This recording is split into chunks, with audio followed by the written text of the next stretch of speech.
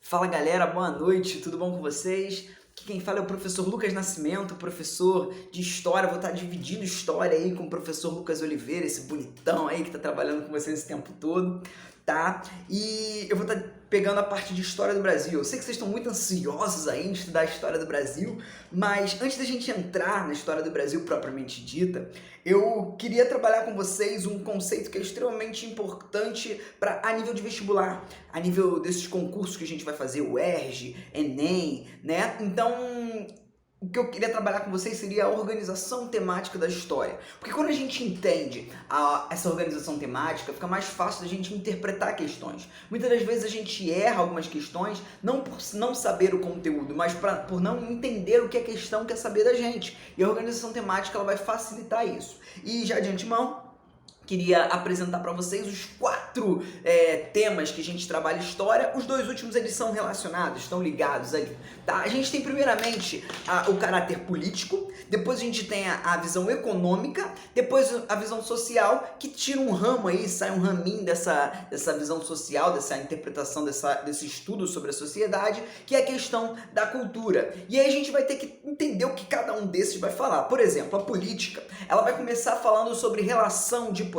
Então, sempre que envolver relação de poder, a gente está falando sobre um tema político, a gente está trabalhando sobre o viés político daquela questão, né? Daquele ponto, daquele acontecimento histórico. E aí, quando a gente fala de poder, a gente pode falar sobre guerra, a gente tem aí na história do Brasil a Guerra do Paraguai, a gente tem a Guerra dos Emboabas e entre outras guerras que nós temos. Então, a guerra, ela é um caráter político. Por quê? Porque a guerra, ela geralmente vai envolver uma ambição, uma aspiração ao poder. Então, diretamente falando, a gente está relacionando a poder, política, guerra. Então, é caráter político. Golpes, revoluções também envolvem essa estrutura de poder. Então, a gente também pode encaixar golpe e revoluções dentro do caráter político. Eleições, por exemplo. Eleições, a gente quando vota, a gente está escolhendo quem, ou ao menos tentando escolher, né? Quem vai nos representar no Brasil como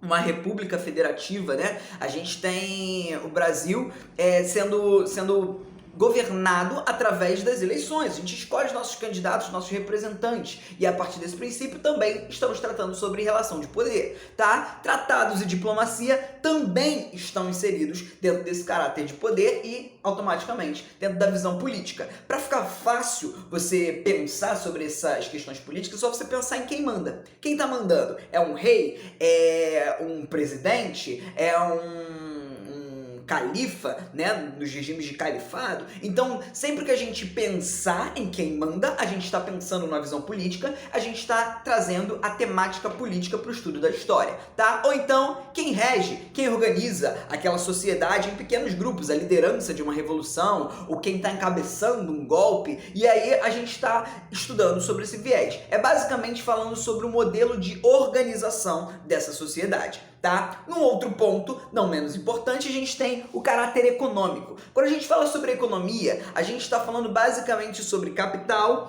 e também sobre trabalho. Lembrando que capital, galera, muito cuidado, capital não necessariamente é só dinheiro. Capital é algo que vai trazer, é muito além de dinheiro, né? É algo que vai te trazer algum retorno, é algo como investimento. O dinheiro pode ser capital? Sim. A gente ouve falar desse negócio aí de empresa, capital de giro e tudo mais. O capital ele pode ser considerado.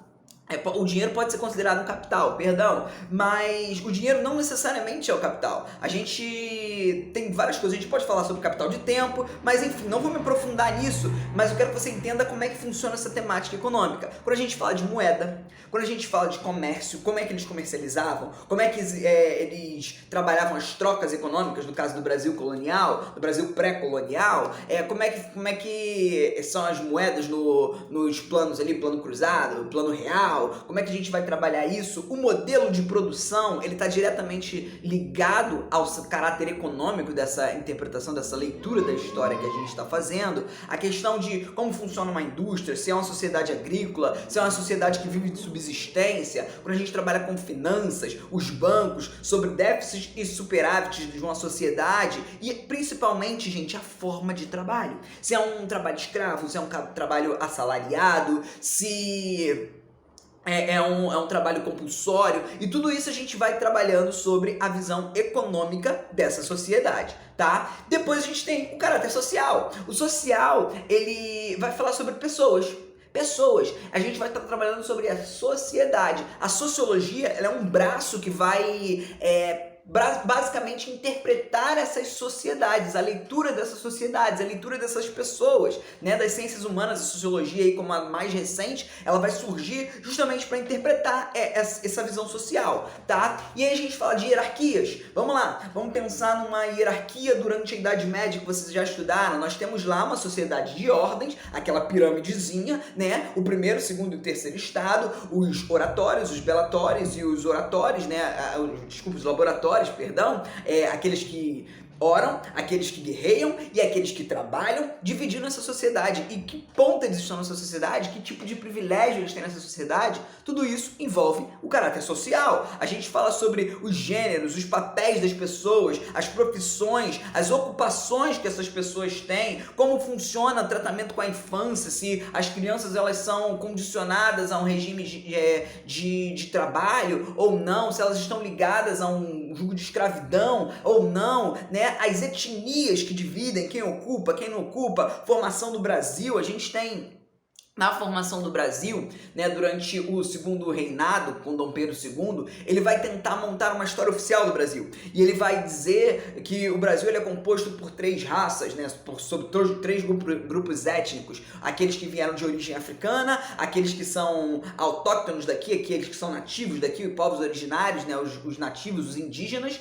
e os europeus, né, caracterizados pelos portugueses. Então, as etnias também vão envolver o caráter social, sobre como os estrangeiros vão chegar no Brasil. Cara, a gente tem muito sobre isso. A gente vai falar muito sobre isso no segundo reinado. Quando vêm os imigrantes, eles saem de lá da Europa e vêm buscar tentar uma vida aqui. Isso influencia diretamente numa dinâmica de trabalho, que as coisas elas podem ser associadas. Uma questão não necessariamente ela vai trazer só uma dessas interpretações históricas. Ela pode associar o social com o econômico com o político, o social com o político, e assim a gente vai aprendendo a interpretar as questões, tá? Por último e não menos importante, ligado ali num braço do social, como eu havia dito, a gente vai falar sobre cultura. A cultura, ela ao mesmo tempo que é muito fácil a gente entender o que é cultura, é muito complexo a gente entender o que é cultura.